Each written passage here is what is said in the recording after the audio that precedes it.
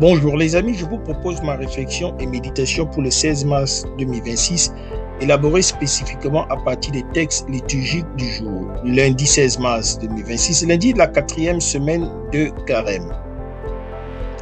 Première lecture. Je vais créer des cieux nouveaux et une terre nouvelle. Isaïe 65, 17 à 21. Le psaume 29, 32, 4, 5 à 6, 11, 12 à 13b. Je t'exalte, Seigneur, car tu m'as relevé. L'évangile du jour. Va, ton fils vit. L'homme crut à la parole que Jésus lui avait dite. Jean 4, versets 43 à 54. J'ai intitulé mon partage La création nouvelle et la foi qui fait vivre. Nous voici au lundi de la 4e semaine de Carême. La liturgie nous ouvre des horizons nouveaux. Isaïe prophétise des cieux nouveaux et une terre nouvelle où la joie effacera les pleurs. Jésus à Cana guérit à distance le fils d'un fonctionnaire royal par la seule puissance de sa parole. Pour nous qui servons le droit et la justice, ces textes sont une espérance et un appel à une foi qui ose croire que la parole peut créer du neuf et donner la vie. Le prophète Isaïe porte une parole de consolation. Je vais créer des cieux nouveaux et une terre nouvelle. On ne se souviendra plus du passé, il ne reviendra plus à l'esprit. Soyez plutôt dans la joie et l'allégresse à cause de ce que je crée.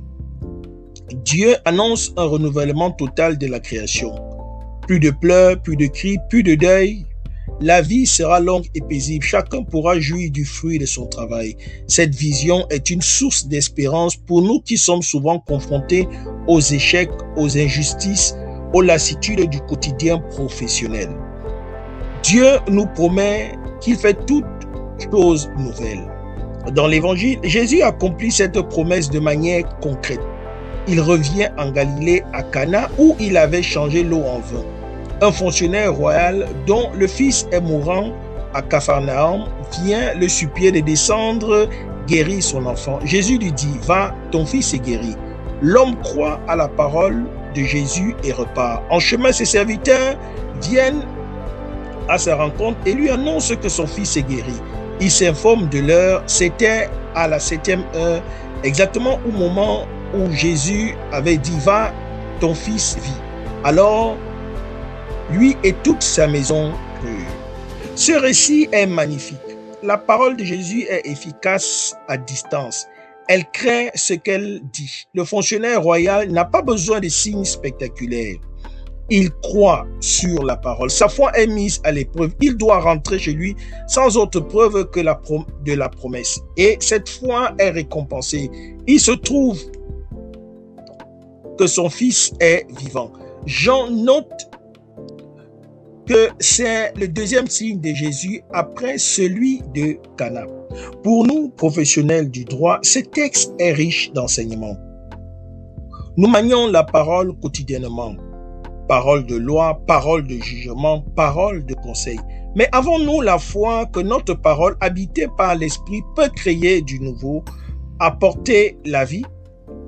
Le fonctionnaire royal nous apprend à croire en la puissance de la parole de Jésus, mais aussi à exercer notre propre parole avec cette même confiance. Isaïe nous promet des cieux nouveaux. Jésus commence à les réaliser et nous sommes invités à participer à cette création nouvelle par notre travail.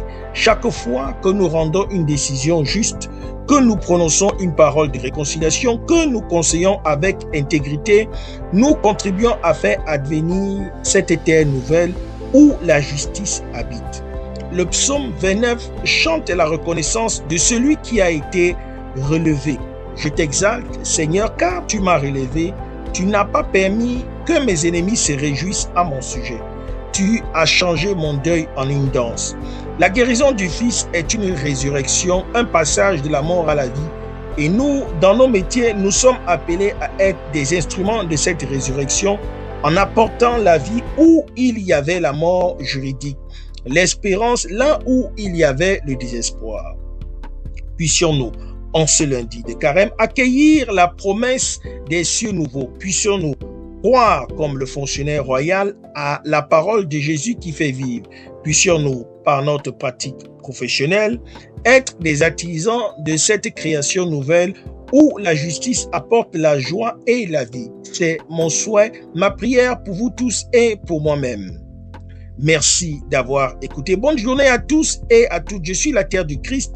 Soyez des terres fécondes du Christ dans vos différents milieux de vie professionnels, les hommes de loi et assimilés en particulier. Que Dieu nous bénisse.